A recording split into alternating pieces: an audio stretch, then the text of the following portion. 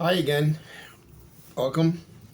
I want to talk a little bit today about what's going on in the events, daily events that we're seeing every day on the news about the presidential race that's coming up soon. Uh, I really can't understand why the Vice President Kamala Harris would not do an interview. I know that she's scheduled to have a debate with Trump, which everybody's really waiting for to see how she performs. I just don't get it that the mainstream media is actually trying to cover her. Giving all kinds of excuses for not wanting to do an interview. I would think that the American people deserve an interview. We'd like to know a little bit more. We don't really know too much about her, except from her past, and a lot of that has been pretty negative. I would think that they would come to terms with, just doing an interview. Very simple. It's not very complicated. I heard some of her statements stating that if she became president, she was going to put controls on food manufacturers. That's not a good sign. Uh, that's more like a socialist type of thing, and we know that doesn't work. Uh, we definitely don't want to have bread lines. I mean, if companies cannot make a profit, they're not going to produce products, and that's it. If you put on price controls on food, especially food products, you're going to see a big change in this country, boy. Let me tell you, uh, we're not going to be very happy. I can tell you that right now. Uh, my mother came from a country that was like that. My wife is from the former Soviet Union, and she expressed very, very big concerns about if they do that. Uh, you don't want to have to. I mean, you, right now, I mean, you go to my refrigerator, it is packed.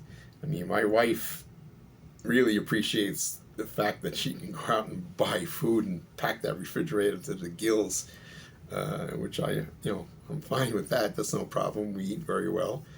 But if you start putting controls on food prices, you're going to see companies that are just going to say it's just not worth it and not making it a profit, and they're just going to close their doors.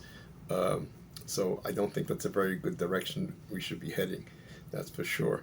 Um, I know we have the Democratic National Convention coming up this week, I believe, and they're anticipating a lot of protests.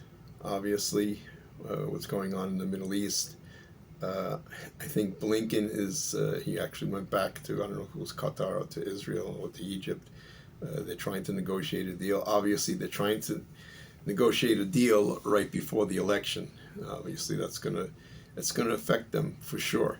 So if they don't come to an agreement, I think that the Democrats are really in a very, very awkward position. I don't think they're going to really stand a chance. So we'll see what happens in that aspect of what's going on in the world. Uh, Also, there's a lot of tension all over the world right now, which it's sad. It's really sad to see. Um, I'm gonna refer to what's going on in the UK. Uh, I think there was three girls that were murdered by an immigrant, and rioting had taken place throughout the country, and the British government was actually threatening people on X uh, that were posting, insinuating things and instigating possible more violence. And they said they actually were going to come after anybody who was posting such things, even in the U.S., which I think is, it's almost impossible. I mean, the X itself, I've gone indulged into it a little bit. It's pretty interesting how, our First Amendment is really an important part of our society and our democracy. And I was like amazed of some of the things and the things that are being said on X. And I actually want to go. I'm going to go through that in another video. I just want to just tell people, just have an open mind and be calm. And we are a democracy, so we have to do the right thing, and just don't go overexcited. What's going on in the world? Just have a clear head and think straight. So until next time, I'll see you. Bye.